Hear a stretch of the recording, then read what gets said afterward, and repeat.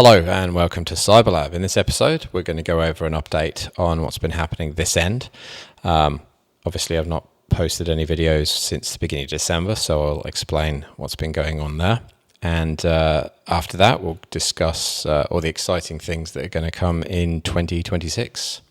So let's get into it.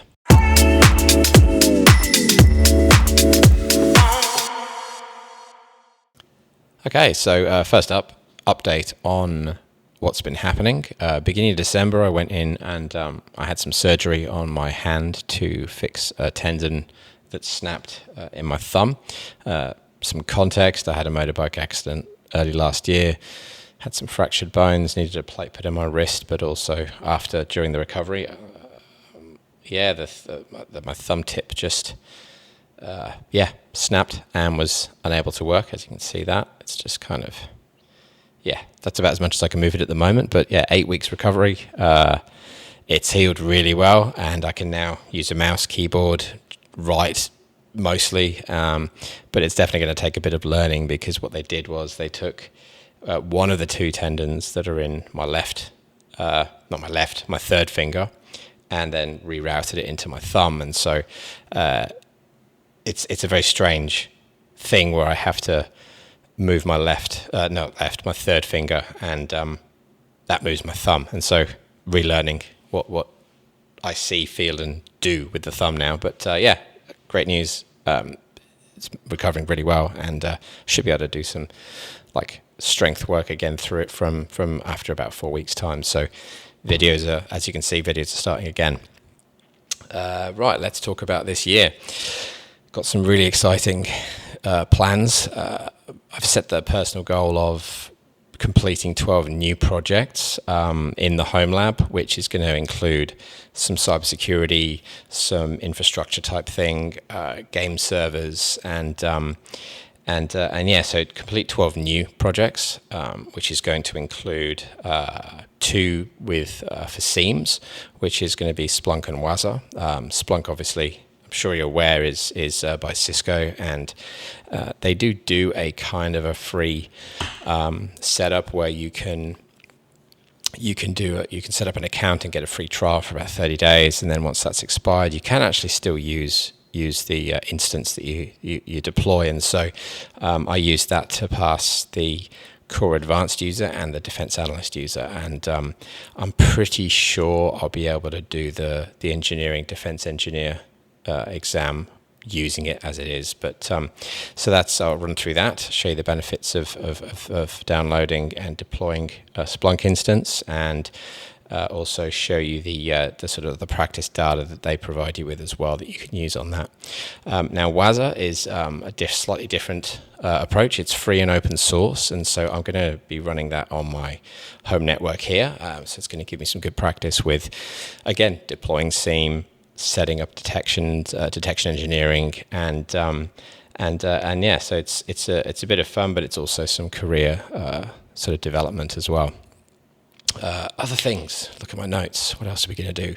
Look at Authentic, which is an open source SSO framework. We're going to look at doing Cloudflare, setting up proxies, tunnels, etc., which is super useful if you're going to self-host, for example, an N8N server, which is something else we're going to look at as well. There's some exciting automations you can do there for even something simple as curating cybersecurity news for you each day. There seems to be so much information out there, but you can, we use an agentic AI and set up a workflow and then have something sent to your email. So that's one of the cool ideas. But obviously, if you're going to run a self-hosted instance of that, being able to access it from outside of your network obviously entails some security practices. You want to protect your home network, but you still want to access it. And so one of those ways is through Cloudflare. Another way is through port forwarding which is much more risky, on your router. And so we'll look at those options and discuss the implications of both.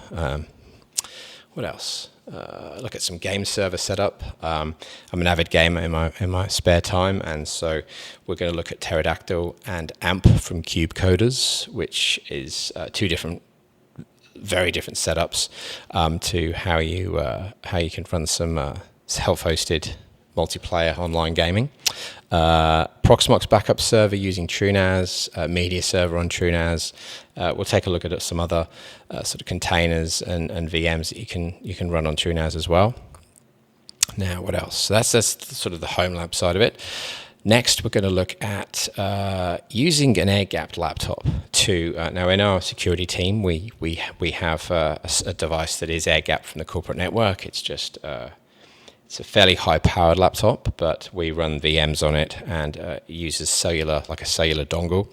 And we detonate malware, we detonate phishing emails, we investigate malicious sites, compromised sites.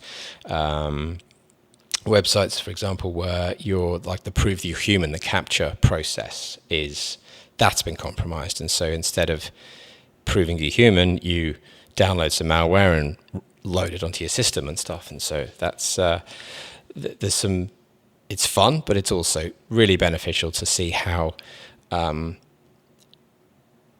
these tools, these malicious tools, work. And so, you can deploy an EDR onto it as well, and then you can see what kind of detections you get out of that. And so it's a great tool for an enterprise team, but it's also a great tool for you at home as well. Like you can for a few $100, you can pick up a secondhand ThinkPad, install Ubuntu, for example, on it, and run VirtualBox with some VMs, and detonate malware. If you destroy, make it fairly useless, you can just spin up a new VM, or you can just run it on the Ubuntu device itself. But obviously, a lot of malware targets Windows because most enterprise domains are using Windows, and so yeah, it's just a great tool. It's good fun to see, and it's also great for security work, but also if you're interested as well. So yeah, that's going to be fun.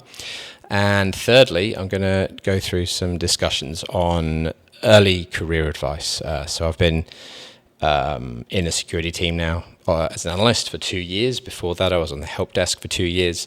And so I'll go into a bit more detail about what benefits I got from starting off in help desk and then pivoting into the security team as an analyst. And definitely TLDR, it definitely came with a lot of benefits in terms of understanding business context, understanding when you're seeing certain users, the type of activity that you learn to expect from them. But it also came with some lessons of like how to change. Like I needed to change my mindset for certain things. Like, for example, on help desk, if someone was accessing, a remote worker was accessing company data, downloading onto their laptop.